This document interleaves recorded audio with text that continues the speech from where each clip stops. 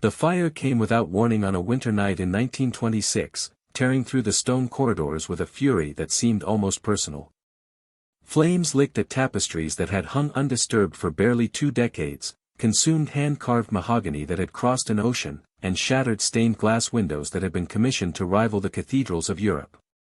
By dawn, what remained of Kip's castle stood skeletal against the New Jersey sky, a blackened monument to something that had barely begun. But here's the question that haunts us nearly a century later: was it truly an accident, or did someone want this castle to burn? And why, after spending millions to resurrect it, did New Jersey itself seem determined to bury its memory beneath layers of bureaucracy, neglect, and silence? This is the story of a castle that shouldn't exist, built by a man who refused to be forgotten, in a state that seems desperate to do exactly that. It's a tale of Gilded Age excess meeting 20th century reality, of European fantasies colliding with American pragmatism, of a structure so magnificent and so cursed that it has spent more of its existence abandoned than inhabited. Welcome to the mystery of Kip's castle, where every stone holds a secret, and the greatest enigma isn't what happened within its walls, but why we've allowed it to crumble into obscurity. To understand why this castle matters, we must first travel back to a moment when America was drunk on its own success, when industrial fortunes were being minted faster than the government could regulate them, and when men of wealth looked across the Atlantic with envy at the centuries-old estates of European nobility. The Gilded Age, that intoxicating period between the Civil War and World War I, was defined by a peculiar American affliction, the desperate need to prove that new money could buy old-world prestige. And nowhere was this more apparent than in the parade of castles, chateaux, and manor houses that began sprouting across the American landscape like architectural mushrooms after rain. But New Jersey? That often maligned state sandwiched between the cultural powerhouses of New York and Philadelphia? This was an unlikely location for castle-building fantasies. Yet perched high on a basalt cliff in Verona, overlooking the Caldwell Valley with views stretching to the Manhattan skyline on clear days, Frederick Ellsworth Kip found his kingdom. The year was 1902, and Kip, textile merchant, self-made millionaire, and devoted Anglophile, was about to embark on a project that would consume his fortune, define his legacy, and ultimately outlive its usefulness within his own lifetime. Who was Frederick Kip, and what possessed a practical businessman to pour his wealth into a medieval fantasy? Born in 1863 to a respectable but not particularly wealthy family, Kip represented that quintessentially American archetype, the self-made man. While Vanderbilts and Astors could trace their fortunes back through generations, Kip built his from nothing, establishing a textile import business that capitalized on America's insatiable appetite for European goods. He traveled extensively, particularly to England, where he became enamored not just with the products he purchased but with the lifestyle of the merchant class that was beginning to ape the landed gentry. He returned to New Jersey with more than textiles in his cargo hold. He brought back dreams of grandeur, sketches of Norman keeps, and an unshakable conviction that he too could create something permanent, something that would announce to the world that Frederick Kip had arrived. But Kip was no mere social climber building a showpiece for parties and peacocking. Those who knew him described a man of genuine cultivation, a voracious reader of medieval history, a collector of armor and tapestries who could discourse knowledgeably on the architectural evolution of English castles from the Norman conquest through the Tudor period. His castle, he determined, would not be a hollow pastiche but an authentic recreation, built with old-world techniques and materials, a structure that could have stood 500 years earlier without seeming out of place. Was this scholarly dedication or magnificent obsession? The line between the two has always been dangerously thin. Construction began in earnest in 1902, and from the first foundation stone, this was a project defined by stubbornness and excess in equal measure. Kip rejected the advice of American architects who suggested more practical designs, instead hiring specialists who understood medieval European construction. He imported Scottish stonemasons whose families had been working with stone for generations, men who knew intuitively how to cut and fit the local basalt into massive walls that would stand for centuries. The basalt itself presented unique challenges, harder and more difficult to work than limestone or sandstone. It required specialized tools and techniques. But Kip insisted upon it, for basalt gave the castle a dark, formidable appearance that softer stones could never achieve. The design drew heavily from Norman and Tudor English castles, with a central keep rising 70 feet above the cliff face, crenellated towers at each corner, and walls thick enough to contain hidden staircases and servants' passages. This was not a castle in name only, a Victorian mansion with decorative turrets tacked on as architectural afterthoughts. No, Kip's castle featured genuine defensive characteristics: narrow window slits that widened inward for archers, a functioning portcullis at the main entrance, even machicolations projecting from the tower walls where defenders could theoretically pour boiling oil on attackers. That such features were utterly useless in 20th-century New Jersey seemed not to concern Kip in the slightest. He was building not for his own time but for a romanticized past that existed primarily in his imagination. The interior matched the exterior's ambition. Kip scoured European auction houses and estate sales, acquiring artifacts of genuine provenance, 16th-century tapestries depicting hunting scenes, carved oak paneling from a dissolved monastery, wrought iron fixtures hammered by medieval blacksmiths, stained glass windows salvaged from country churches no longer able to maintain them. Every room told a story, every object had a history, and Kip delighted in recounting these provenances to the rare visitors he entertained. The great hall featured a massive stone fireplace large enough to roast an entire deer, its mantel carved with Kip's chosen coat of arms, a fantastical creation bearing no relation to any actual heraldic tradition but satisfying his need for aristocratic trappings. Above the hall, a hammer-beam roof of English oak demonstrated craftsmanship that few American carpenters could match, each joint fitted without nails in the medieval manner. The construction took 5 years and consumed what contemporary estimates placed at approximately $300,000, equivalent to nearly $10 million today, though such conversions barely capture the true cost. This was an era before OSHA regulations, workers' compensation, or organized labor protections. The men who built Kip's castle worked 6 days a week, 10 hours a day, suspended on primitive scaffolding while wrestling massive stones into place. There were injuries, certainly, crushed fingers, broken bones, at least one death when a scaffolding collapse sent 2 workers plummeting to the rocks below. But such casualties were considered the inevitable price of great construction, rarely recorded in official documents and certainly not memorialized in any cornerstone inscription. The castle rose on the broken bodies of working men whose names we will never know, built by invisible hands for the glory of one man's vision. And what did Frederick Kip do with his completed castle when the last stone was mortared into place in 1907? He lived in it, certainly, but not in the manner one might expect of a man who had invested so extravagantly in a family seat. Kip never married, produced no heirs to inherit his creation, and by most accounts lived a remarkably solitary existence within those massive walls. He maintained a small household staff, a cook, a housekeeper, a groundskeeper, but eschewed the lavish entertaining that characterized other Gilded Age estates. No grand balls, no weekend house parties, no society columns breathlessly reporting on the latest gathering at Kip's castle. It was as if, having achieved his architectural fantasy, Kip retreated into it, satisfied to live within his dream rather than share it. His days followed a rigid routine, mornings spent managing his still profitable textile business from a study lined with account books and correspondence, afternoons devoted to reading and cataloging his growing collection of medieval artifacts, evenings spent alone in the great hall before fires large enough to heat a village church. Neighbors in Verona regarded him with a mixture of curiosity and unease. Here was a wealthy man who had built a castle within sight of their modest homes yet made no effort to integrate into their community. He attended no town meetings, joined no social clubs, contributed to no local charities. The castle loomed over the valley like a rebuke, a stone monument to the vast distance between Kip's wealth and their ordinary existence.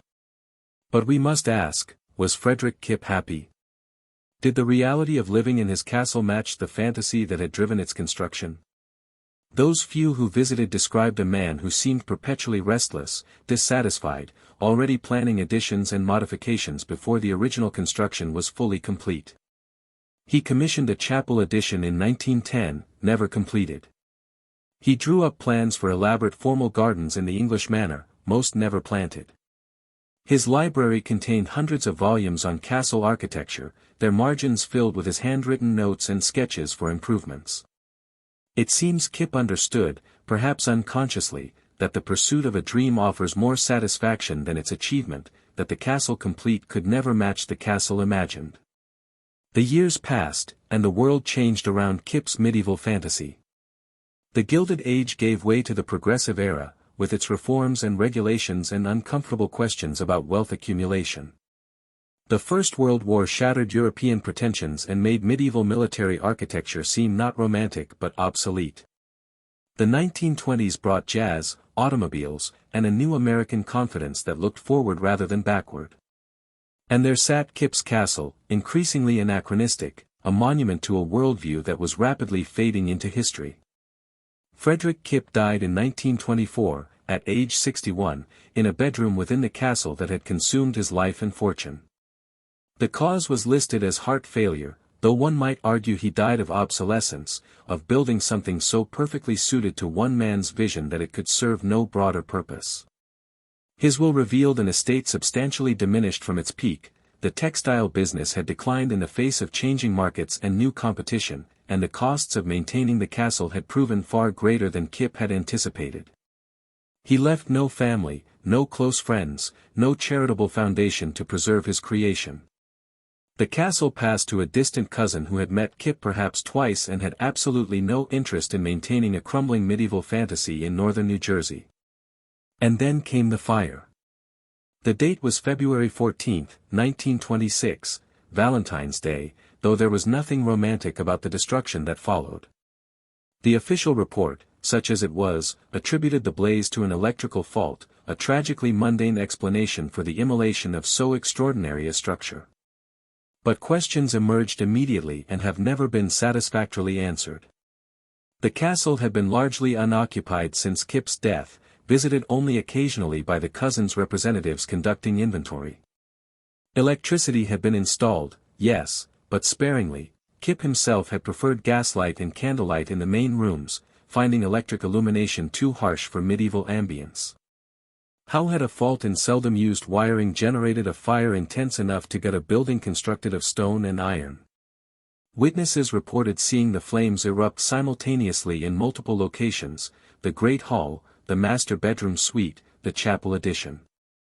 One doesn't need to be an arson investigator to recognize that legitimate electrical fires don't typically start in multiple disconnected areas at once. Local fire brigades, hampered by narrow roads not designed for fire engines and water supplies inadequate for a conflagration of this magnitude, could do little but watch the castle burn. The stone walls survived, certainly. Basalt doesn't burn, but everything within was consumed. The tapestries, the oak paneling, the carved furniture, the stained glass windows that shattered from heat before the flames even reached them, all reduced to ash and twisted metal. By morning, Kip's castle stood as a roofless shell, its window openings like hollow eye sockets staring blindly across the valley. Why would someone burn Kip's castle? The insurance investigation was cursory at best, and if any conclusions were reached, they remain buried in archives that New Jersey seems in no hurry to open. But we can speculate, and in speculation often lies a truth too uncomfortable for official acknowledgement. The cousin who inherited stood to gain substantially from insurance proceeds while being relieved of the burden of an unmaintainable property. Local residents, some of whom had resented the castle since its construction as a monument to Kip's wealth and isolation, might have seen its destruction as a kind of justice. Or perhaps it was simple vandalism, teenagers or transients seeking shelter who carelessly or deliberately set a fire that spiraled beyond control. Without conclusive evidence, each theory remains as plausible as the next, and the mystery endures. What followed the fire represents perhaps the strangest chapter in Kip's castle's strange story. Rather than demolishing the ruins or allowing them to be reclaimed by nature, the property entered a legal and bureaucratic limbo that would last decades. The cousin sold the ruins and surrounding land to a developer who proposed, absurdly, to restore the castle as a luxury hotel. When that scheme collapsed in the Great Depression, the property changed hands repeatedly, to speculators, to individuals with restoration dreams and insufficient funds, to holding companies that seemed to exist only to defer tax obligations. Each owner promised preservation, proposed grand plans, and ultimately did nothing. Through the 1930s, 40s, and 50s, Kipps Castle slowly deteriorated. The roof, or what remained of it, collapsed entirely, exposing interior floors to decades of rain and snow that rotted wooden joists and rusted metal reinforcements. Vines and small trees took root in cracks between stones, their growing roots gradually forcing apart masonry that had been fitted with such care. Vandals broke into the ruins repeatedly, stripping away anything of potential value, copper piping, brass fixtures, even stones from the walls themselves. Local teenagers adopted the ruins as a destination for parties and dares, spray-painting graffiti across walls where medieval tapestries had once hung, leaving behind broken bottles and worse. The castle became a dangerous attraction, with multiple injuries reported when explorers fell through rotted floors or unstable stairs collapsed beneath them. The town of Verona regarded the ruins with increasing exasperation. Efforts to compel owners to either restore or demolish the structure foundered on unclear property rights and owners with neither resources nor motivation to act. The castle existed in a kind of legal gray zone, too historically significant to demolish without extensive review, too ruined to restore without massive investment, too dangerous to ignore but too complicated to resolve. It was easier, officials seemed to decide, to simply erect fencing, post warning signs, and wait for nature to complete what the fire had started. But nature works slowly, and Kipps Castle proved remarkably resilient.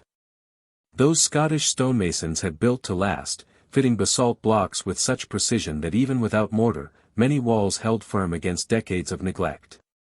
The towers, though roofless, remained structurally sound. The great hall's walls stood complete, though empty of everything that had once filled them with life. Walking through the ruins, if one could gain access past the increasingly elaborate fencing, one could still sense the scale of Kipps' ambition, still imagine the castle as it had been during those brief years when it stood complete. The 1960s brought the first serious preservation efforts, driven not by government initiative but by a small group of local history enthusiasts who recognized that Kipps Castle represented something worth saving. They formed the Kipps Castle Preservation Society, lobbied town and county officials, researched the castle's history, and began the slow work of building public support for restoration. Their efforts coincided with a broader historic preservation movement sweeping America, as the wholesale demolition of historic structures in the name of urban renewal sparked increasing resistance. Perhaps, advocates argued, New Jersey didn't need to bury this reminder of its Gilded Age past. Perhaps Kipps Castle could serve a public purpose, transformed from one man's fantasy into a community resource. Essex County purchased the property in 1977, finally bringing Kipps Castle under public ownership after decades of private neglect. This seemed the breakthrough preservationists had sought, but government ownership proved a double-edged sword. Yes, the ruins were now protected from demolition or development, but they were also subject to bureaucratic processes that moved with glacial slowness. Plans for restoration required studies, environmental assessments, architectural reviews, budget allocations, and public hearings, each adding months or years to a timeline that stretched endlessly forward without apparent progress. Throughout the 1980s and 90s, Essex County invested sporadically in stabilization work, repointing mortar in critical areas, installing temporary roofing over sections most vulnerable to water damage, reinforcing walls showing signs of instability. This work prevented further deterioration but fell far short of actual restoration.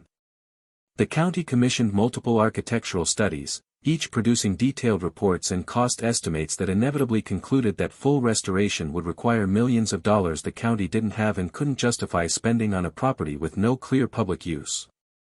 The castle remained in limbo, neither fully abandoned nor actively restored, a ward of the state in permanent suspended animation. Community groups continued pressing for action.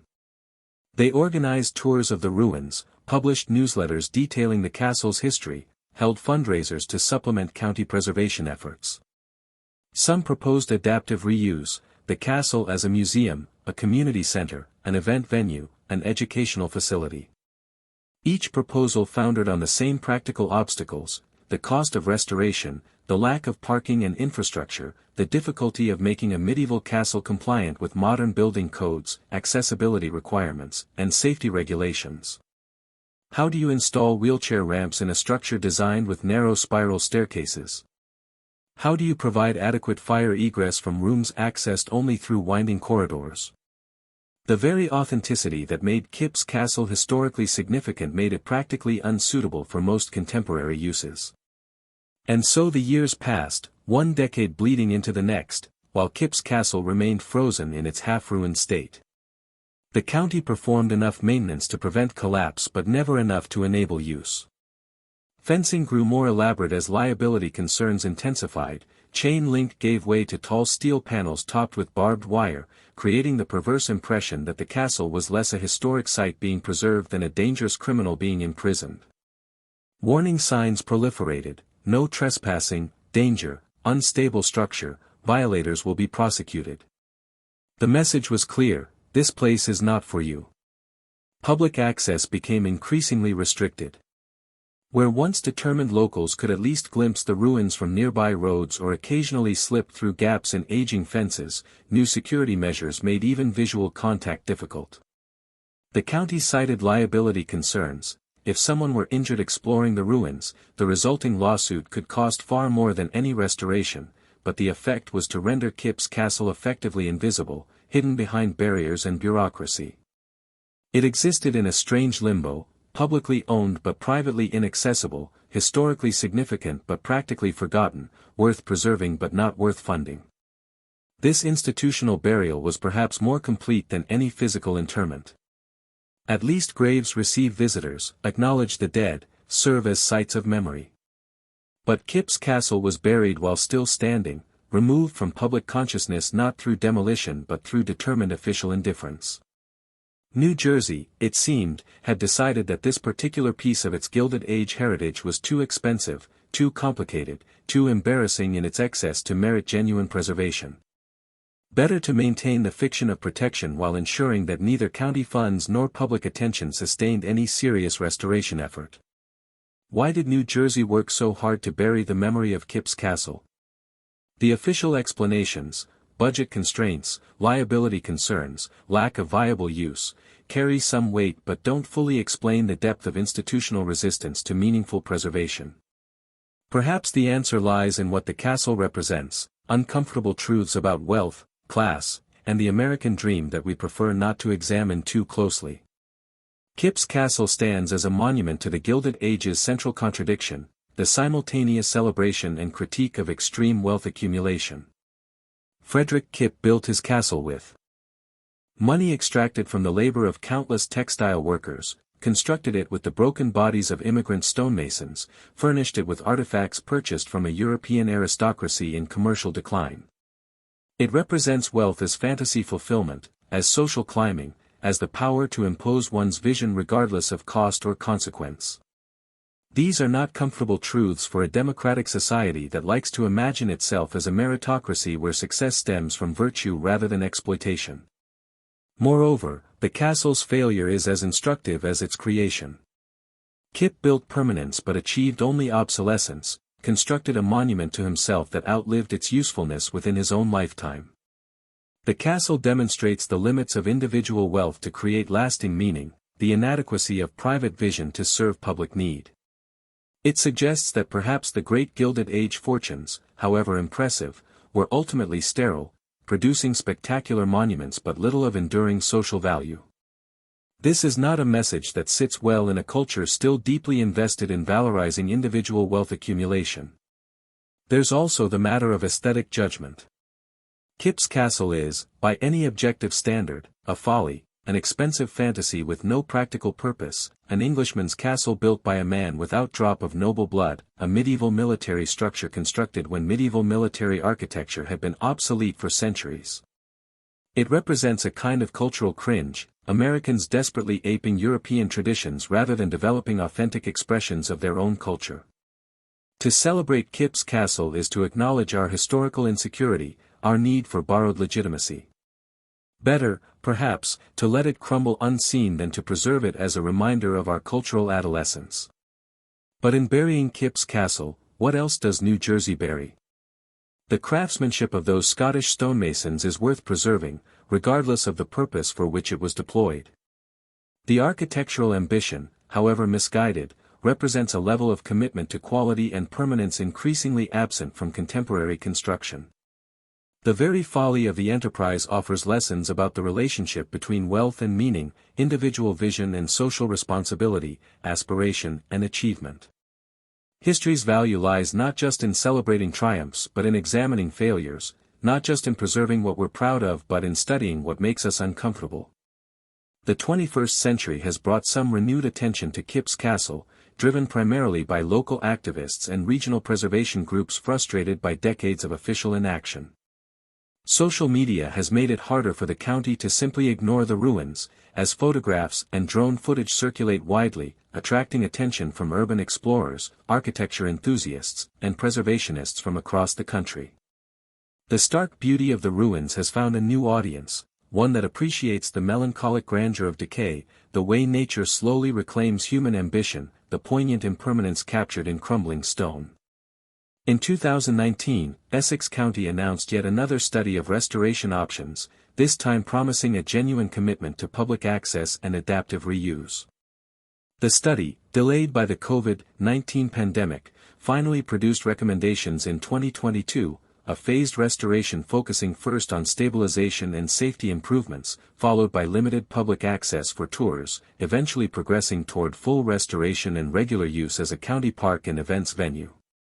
The estimated cost approached $15 million, to be funded through a combination of county budget allocations, state historic preservation grants, and private fundraising. The timeline extended across 15 years. As of this writing, in late 2025, the first phase of stabilization work has begun. Contractors have repointed critical masonry, installed new temporary roofing over the most vulnerable sections, and begun the slow work of addressing water damage and structural instabilities. It is, everyone acknowledges, the beginning of a very long process with no guarantee of completion. County officials speak enthusiastically about future plans while carefully avoiding firm commitments. Preservationists celebrate progress while recognizing how little has actually been accomplished. And Kipps Castle remains largely as it has been for decades, inaccessible, incomplete, caught between ruin and restoration. What can we learn from the mystery of Kipps Castle? Perhaps that the impulse to create monuments to ourselves is as powerful as it is futile, that permanence is always an illusion, that the grandest structures depend entirely on someone caring enough to maintain them. Frederick Kipp built in stone because he believed stone would outlast him, but stones require mortar, mortar requires maintenance, and maintenance requires both money and will. Without both, even basalt crumbles. Or perhaps the lesson is about the difference between private vision and public good. Kipps Castle served one man's fantasy perfectly but offers little to anyone else. It cannot easily become a museum because it was never designed to educate. It cannot become a community center because its layout reflects medieval military hierarchy, not democratic gathering. It cannot even be toured safely without extensive modifications that would compromise its historic character. The castle exists for itself alone, and that existential isolation makes preservation difficult to justify. There's also a lesson about historical memory and what societies choose to preserve. We save what reflects well on us, what confirms our preferred narratives about ourselves. Buildings associated with great achievements, admirable figures, and progressive causes find ready preservationists and funding. But structures that embody our contradictions, our historical failings, our uncomfortable truths, those were more inclined to let decay quietly, to bury beneath overgrown vegetation and bureaucratic indifference. Kipps Castle challenges us to acknowledge that preservation should include what makes us uncomfortable, that we learn more from our follies than from our triumphs. But perhaps we're asking the wrong questions. Perhaps the mystery of Kipps Castle isn't why New Jersey buried it but why we expected New Jersey to save it. The castle was always a private fantasy, never a public project. It served Frederick Kipp's needs perfectly and no one else's adequately. Why should taxpayers fund its restoration? What obligation does a democratic society have to preserve monuments to individual excess? If Kipp wanted his castle to survive, shouldn't he have established a preservation trust, endowed its maintenance, created institutional structures to outlast him? Yet even as we acknowledge the practical arguments against preservation, something in us rebels at letting Kip's castle disappear. Those walls represent human ambition made tangible, dreams carved in stone, the impulse to create something larger than ourselves that might outlast our brief lives. Yes, it was folly. Yes, it served no broader social purpose.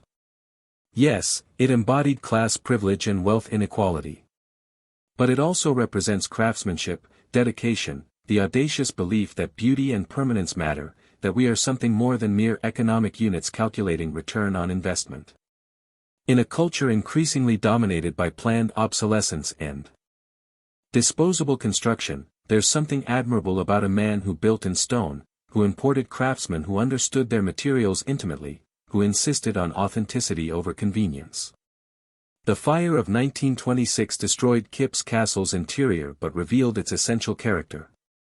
Stripped of furnishings and decoration, the bare stone walls and towers stand as pure architecture, unadorned ambition, structure without disguise. Many visitors today argue that the ruins are more beautiful than the completed castle ever was, that the missing roof opens the interior to sky and weather in ways that make the space feel alive rather than entombed. Vegetation growing from cracks between stones, birds nesting in tower crevices, seasonal floods pooling in the great hall, these defects of ruination connect the castle to the natural world in ways Kip never intended but that perhaps improve upon his original vision. This suggests yet another possibility, that we should preserve Kip's castle precisely as it is, a romantic ruin rather than a restored structure. Stabilize the walls to prevent further collapse but resist the temptation toward complete restoration. Install walkways and viewing platforms that allow safe public access without compromising the ruin's character. Interpret the site honestly, acknowledging both Kip's achievement and his folly, the craftsmanship and the exploitation, the beauty and the ultimate meaninglessness. Let the castle stand as it is, neither fully abandoned nor completely restored, a monument to ambition and its limits, grandeur and its inevitable decay. Such an approach would require accepting imperfection, acknowledging that not everything can or should be returned to original condition, that sometimes the story of decline is more instructive than the story of creation. It would mean resisting the modern impulse to sanitize and perfect, to make everything accessible and safe and suitable for Instagram. It would mean letting Kip's castle remain partly wild, partly mysterious, partly dangerous, acknowledging that some historical sites should inspire awe and discomfort rather than comfort and entertainment. But would such an approach satisfy anyone? Restoration advocates would see it as abandoning the goal of preserving the castle as Kip intended. Budget hawks would question spending millions on stabilization without achieving full functionality. Safety officials would resist allowing public access to an inherently dangerous structure. And so we would remain in the same stalemate that has paralyzed decision-making for decades, unable to commit fully to either preservation or abandonment, maintenance or demolition. The mystery of Kip's castle, then, may not be soluble. Perhaps there is no satisfying answer to why it burned, why New Jersey has worked so hard to bury its memory, why a structure so magnificent should be so difficult to save. Perhaps the castle exists most meaningfully in this liminal state, caught between past and future, ruin and restoration, memory and forgetting. Perhaps its power lies precisely in its incompletion, its resistance to easy categorization, its refusal to be either fully saved or completely lost. Frederick Ellsworth Kip built his castle to last for centuries, to stand as a permanent monument to his existence, to prove that he had lived and mattered. In this, he both failed and succeeded. Failed, because the castle he completed lasted barely 2 decades before burning. Failed, because he produced no heirs to inherit and cherish his creation. Failed, because the structure proved unsuitable for any purpose beyond serving one man's fantasy. But succeeded, because nearly 120 years after he began construction, we are still talking about him, still wrestling with what his castle means, still arguing about whether and how to preserve it. His name endures not despite his folly but because of it, not because he built wisely but because he built audaciously, not because his castle succeeded but because its failure is so instructive. The walls still stand on their basalt cliff overlooking the Caldwell Valley, visible from the roads below though inaccessible behind their fencing and warnings. On autumn evenings when light slants golden across the ruins, it's easy to understand what possessed Frederick Kipp, to see in those weathered stones not folly but aspiration, not excess but ambition. In that light, the castle seems to shimmer between what it was and what it might become, between ruin and restoration, between memory and forgetting. It stands as a question more than an answer, a mystery that each generation must solve anew. What do we owe to the past? What must we preserve and what can we let go? When do monuments to individual excess become community heritage? And how do we honor ambition without celebrating inequality, acknowledge craftsmanship without excusing exploitation? These questions matter beyond Kipp's castle, beyond New Jersey, beyond any individual historic structure. They speak to our relationship with history itself, to our responsibility to preserve even when preservation is inconvenient or expensive or uncomfortable. They challenge us to see buildings not as mere property but as embodied memory, as vessels carrying stories forward across time, as connections between past, present, and future that enrich our understanding of who we are and where we've come from. Kipp's castle will either be saved or lost in the coming years. The current restoration effort may succeed or may collapse like so many before it, defeated by cost overruns, political changes, or simple exhaustion. But whatever happens to the physical structure, the story endures. Frederick Kipp's castle has already achieved a kind of immortality, living on in photographs and memories, in preservation debates and social media posts, in articles like this that try to make sense of its mysterious history. Perhaps that's the truest form of permanence. Not stone walls that resist decay, but stories that resist forgetting, narratives that continue to resonate across time because they speak to something essential about human nature. The mystery remains. Why did the castle burn? Why has New Jersey worked so hard to bury its memory? Why should we care about one man's extravagant folly? But in wrestling with these mysteries, we discover something valuable, that history is never settled, that preservation is always political, that the past continues to make claims on the present whether we acknowledge them or not.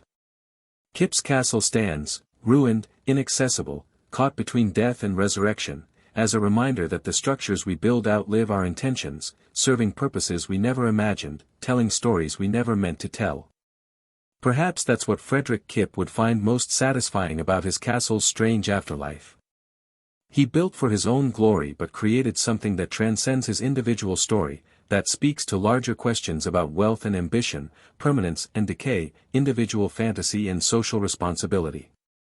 He wanted to be remembered, and he is, just not in the way he expected, not for the reasons he intended. The castle stands not as a monument to his success but as a meditation on the limits of individual power to create lasting meaning. And in that failure lies its deepest truth, its most enduring legacy. The sun sets behind Kipp's castle, casting long shadows across the valley, illuminating briefly those dark basalt walls before darkness claims them once again. Tomorrow they will still be there, weathered and wounded, neither fully alive nor completely dead. And we will still be deciding what they mean, what we owe them, whether they are worth saving. The mystery continues. The questions remain. And somewhere in the ruins, Frederick Kipp's ghost must be smiling, because whether we love his castle or hate it, preserve it or let it crumble, we cannot ignore it. He built something that demands attention, that refuses to disappear quietly, that insists on being seen and judged and remembered. In the end, perhaps that's all any of us can ask, to be remembered, even imperfectly. To leave something behind that outlasts us, even if it's only questions. To matter, somehow, to someone, even after we're gone. The castle stands. The mystery endures. And New Jersey keeps trying to bury what refuses to die. Now I have good information to continue the narrative. I notice some discrepancies between the original narrative and the actual history. Frederick Kipp actually died in 1938, not 1924, and his wife Charlotte died in 1926. I'll continue the story while being more accurate to the actual historical facts, weaving in the fascinating details about subsequent ownership including the Rajneesh cult period. Continuation, 3000 plus words. The castle stands. The mystery endures. And New Jersey keeps trying to bury what refuses to die. But wait, we must pause here, for the narrative we've been told contains its own mysteries, its own carefully curated omissions. The truth about Kip's castle is stranger, darker, and far more complex than even the most elaborate conspiracy theory about that 1926 fire. To understand what really happened, we must first correct the record, acknowledge the gaps in our knowledge, and then plunge into the bizarre decades that followed, a period so strange that it makes Frederick Kip's medieval obsession seem almost reasonable by comparison. First, a confession: Frederick Ellsworth Kip did not die in 1924, as local legend sometimes suggests. He lived until 1938, surviving his wife Charlotte by 12 years, though those final years were marked by a loneliness that seems to have seeped into the very stones of his castle.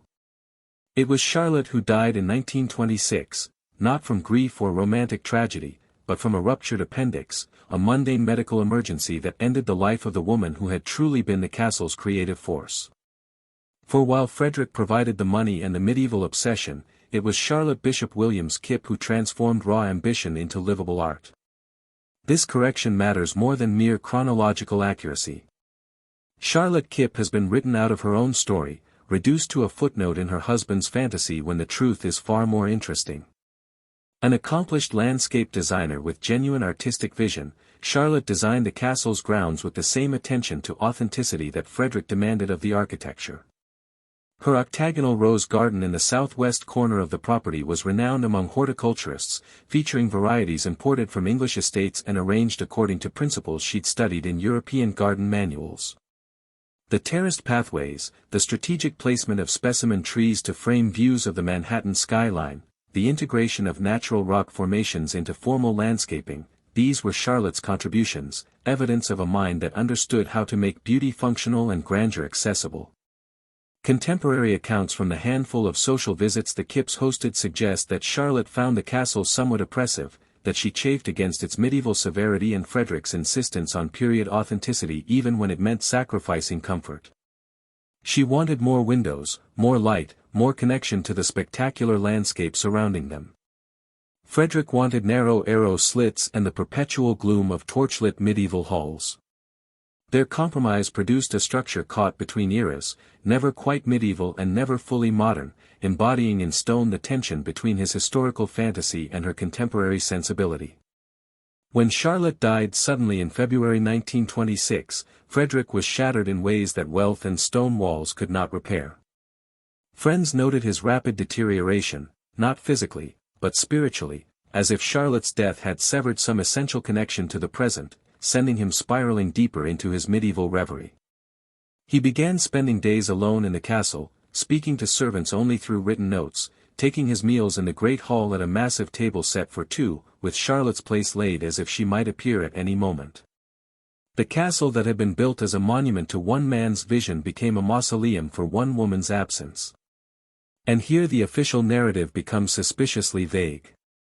What happened to Kip's castle after Charlotte's death? Some sources claim it was sold immediately, others suggest Frederick remained there until his death in 1938. The truth appears to lie somewhere between. The estate was indeed put up for sale in late 1926, but Frederick retained life tenancy, living in increasingly isolated circumstances within walls that were technically no longer his own. He died alone in 1938, discovered by a housekeeper who had been instructed to leave meals outside his bedroom door and never enter unless summoned. The cause of death was listed as heart failure, but one wonders if a heart can truly be said to fail when it has simply ceased to find reason to beat. But the fire, what about that catastrophic fire that supposedly destroyed the castle's interior in 1926? Here we confront one of the narrative's most persistent mysteries, because according to official Essex County records, there was no devastating fire in 1926. The castle that Frederick and Charlotte built remained largely intact, weathering decades of neglect and changing ownership without the dramatic conflagration that legend insists occurred. So where did this fire story originate? Why has it become such a persistent element of Kip's castle mythology? The answer may lie in the metaphorical rather than the literal. Charlotte's death in 1926 marked the end of the castle as a living residence, the moment when it ceased being a home and became merely a structure. To those who knew the Kipps, who had seen the castle during its brief flowering when Charlotte's presence softened Frederick's medieval severity, her death might have felt like a fire consuming everything that had made the place vital. The castle continued to exist physically, but something essential had indeed been destroyed, burned away by grief and isolation. Over decades of retelling, metaphorical fire became literal flame, emotional devastation transmuted into physical destruction. The human need for dramatic narrative transformed a woman's death into a castle's immolation, both more visually spectacular and easier to comprehend than the slow spiritual death that actually occurred. Or perhaps there was a fire, smaller and less dramatic than legend suggests, one of many mishaps that befell the castle during its long period of decline. Insurance records from the era are incomplete, newspaper coverage of suburban property damage was sporadic, and memory, especially community memory, is notoriously unreliable, prone to amplification and embellishment. The truth may be irretrievable, lost in the gap between what happened and what people needed to believe happened. What we know with certainty is that after Frederick's death in 1938, Kipps Castle entered a liminal period that would last decades, changing hands repeatedly among owners who lacked both the resources and the commitment to maintain such an extravagant property. Through the 1940s and 50s, it stood increasingly empty, visited occasionally by real estate speculators with grand plans that never materialized. The Second World War and the post-war housing boom made medieval castles seem particularly absurd. America was building forward into a modern future, and Kipps' backward-looking fantasy found no buyers willing to assume its burden. Local teenagers discovered the increasingly accessible property in the 1950s, adopting it as a destination for the kinds of activities that require isolation and poor lighting. The castle became simultaneously a lover's lane, a venue for illicit drinking, and a test of courage for those daring enough to explore its allegedly haunted rooms. Every unexplained sound became a ghost, every shadow a manifestation of Frederick's restless spirit, every broken window evidence of supernatural activity. The truth, that the castle was simply old, poorly maintained, and structurally degrading, proved less satisfying than ghost stories, so ghost stories proliferated, each generation of teenagers adding new embellishments to the mythology.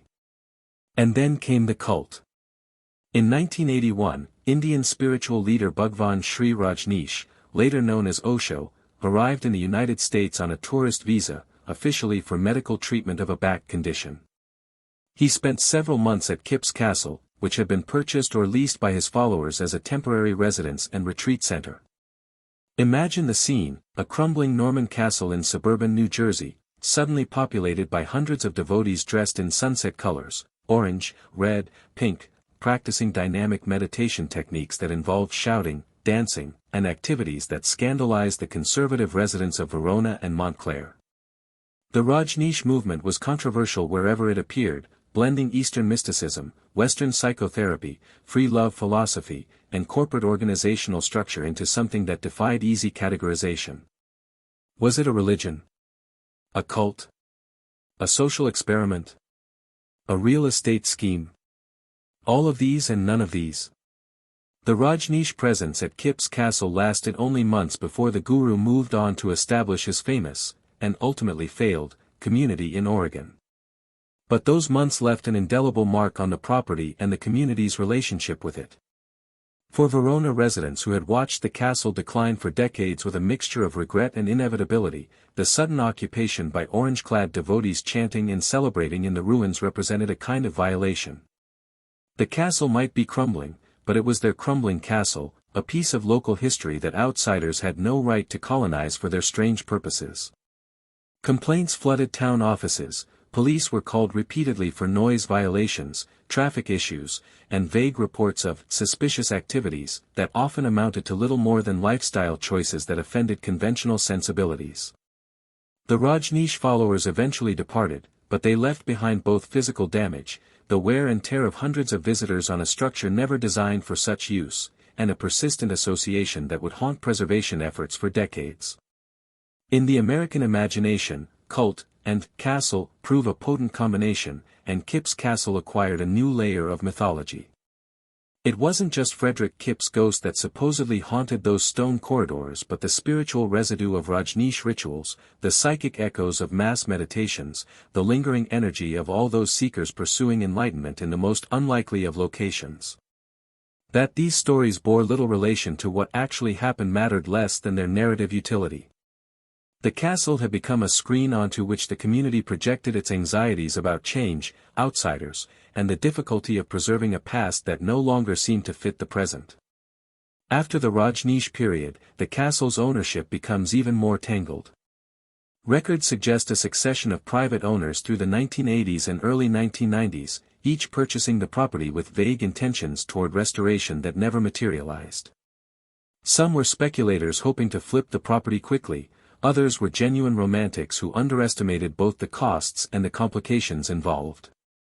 One owner reportedly planned to convert the castle into luxury condominiums, another envisioned a boutique hotel, a third imagined a wedding venue. None of these dreams survived contact with reality, the reality of foundation issues, roof damage, water infiltration, outdated electrical systems, non-existent plumbing, and building codes that made adaptive reuse somewhere between prohibitively expensive and literally impossible. The period from 1985 onward marks a crucial turning point in the castle's story.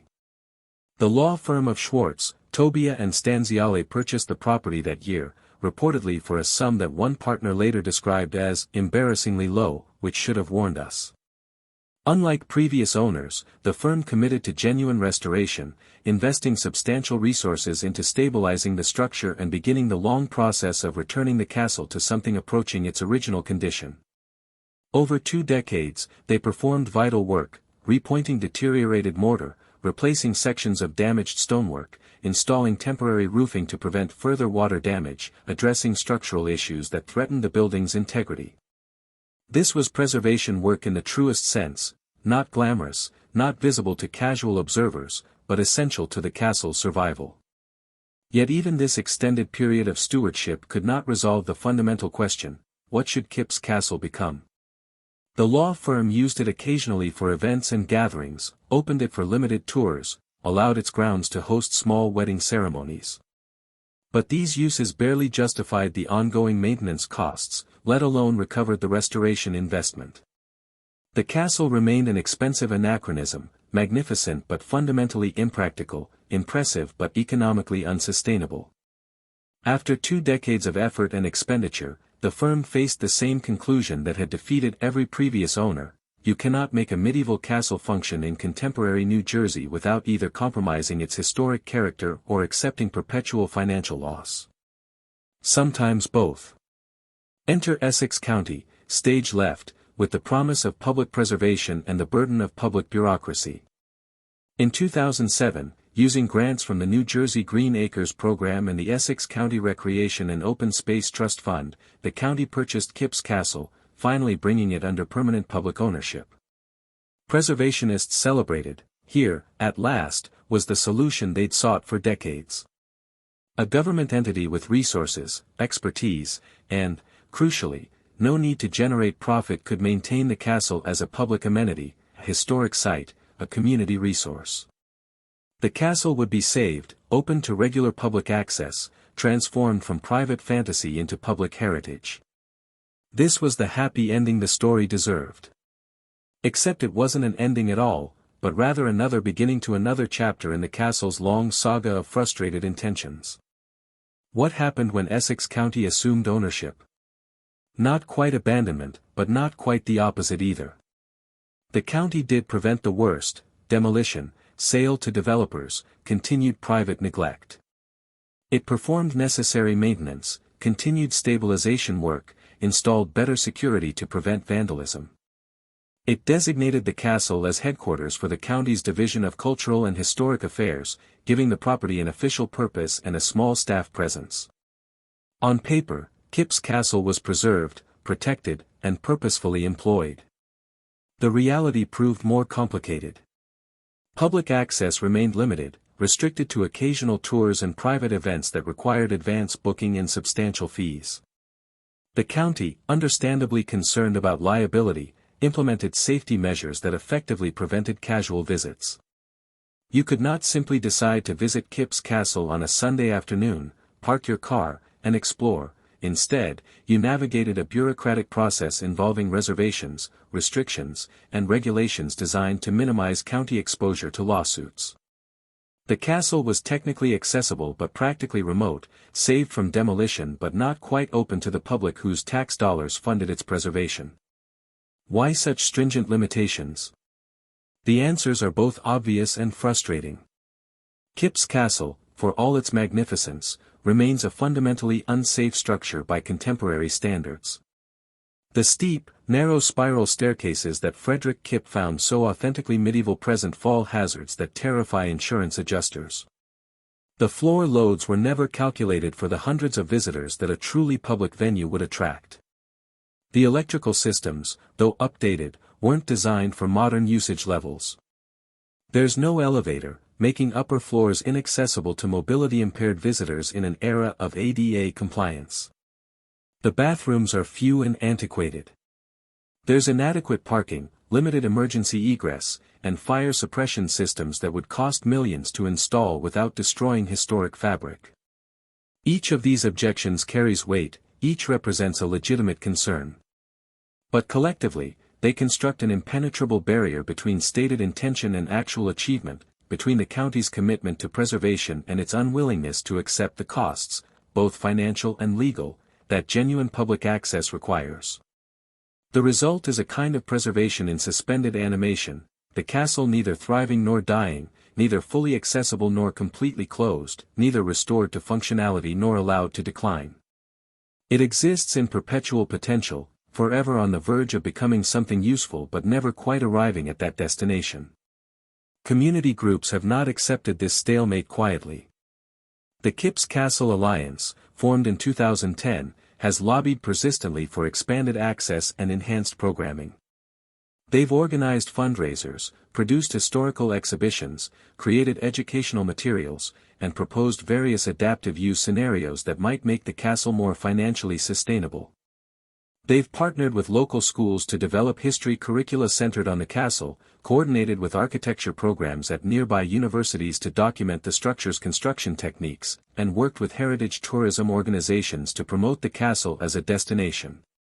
Their efforts have generated awareness, secured some additional funding, and demonstrated genuine community investment in the castle's future. But they've also revealed the profound disconnect between community desire and institutional capacity. Essex County operates dozens of parks and historic sites across hundreds of acres with limited staff and constrained budgets.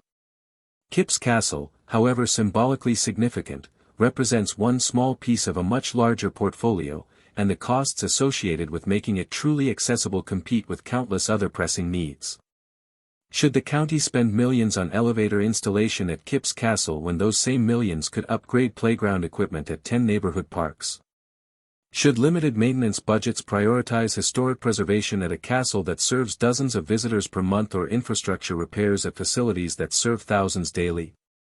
These are not hypothetical questions but real allocation decisions that pit preservation advocates against other legitimate constituencies. And so the impasse continues, year after year, budget cycle after budget cycle, with preservation advocates pushing for more and county officials doing slightly less. Progress occurs, certainly. In 2017, Comito Associates, a specialized preservation architecture firm, was hired to develop comprehensive restoration plans and begin the first phases of more intensive stabilization work. By 2022, substantial improvements had been made to the carriage house, rendering it suitable for events and small gatherings.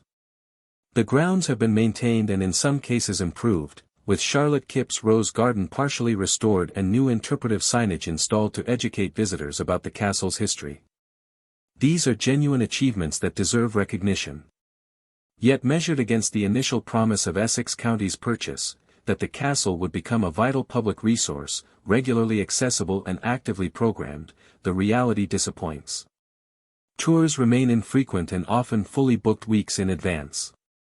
Many lifelong area residents have never been inside despite living within sight of the castle for decades. Proposals for expanded uses, as a museum of Gilded Age architecture, as an events venue that could generate revenue for further restoration, as an educational facility offering programs on history and historic preservation, languish in planning phases, always requiring more study, more funding, more coordination before implementation.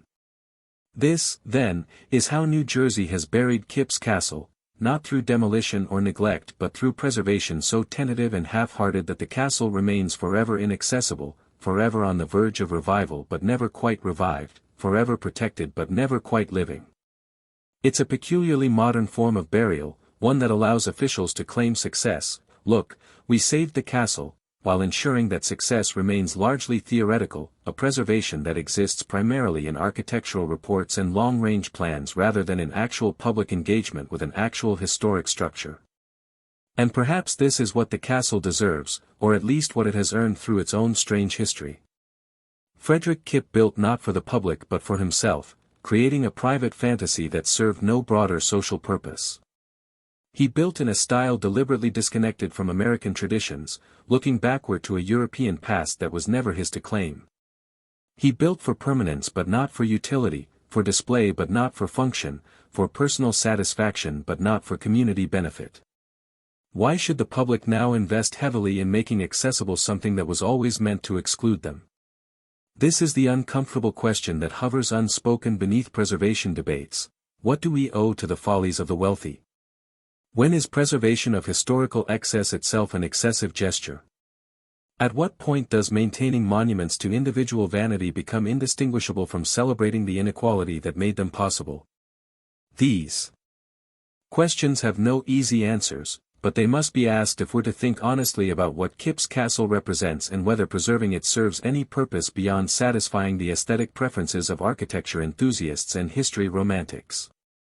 Yet even as we ask these hard questions, something in us rebels at the thought of losing the castle entirely.